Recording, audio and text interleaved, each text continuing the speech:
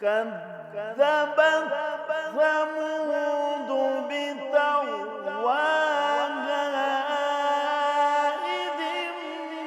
انبعث أشقاها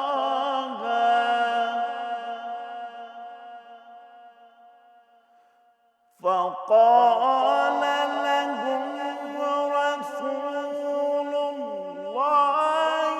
ناقة الله وسقياها